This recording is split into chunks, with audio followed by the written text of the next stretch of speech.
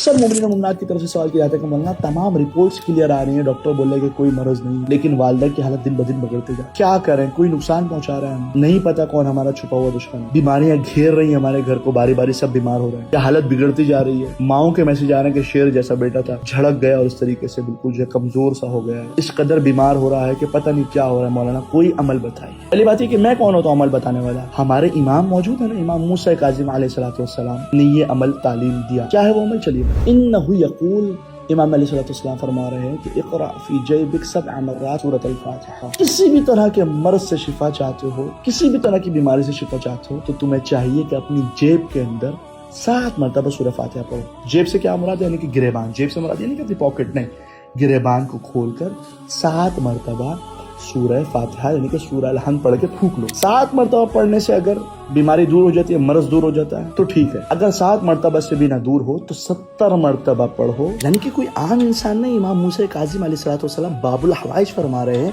कि अगर 7 मरतबा सूरह फातिहा पढ़ने से, सूरह अल-हम्द पढ़ने से भी अगर बीमारी दूर ना हो तो 7 के बजाय 70 मरतबा पढ़ लो। वो अना ज़ामिनुल्लाह। 70 मरतबा सूरह फातिहा पढ़ने के बाद बीमारी से शिफा के लिए, मरज से दूरी के लिए मैं मूसा काजिम ज़ामिन हूँ। जितना हो सके इस वीडियो को, इस अमल को मोमिनीन और मोमिनात के साथ शेयर करें। आपके शेयर करने की वजह से अगर कोई अमल करता है और निजात पा जाता है तो आपको भी सवाब मिलेगा।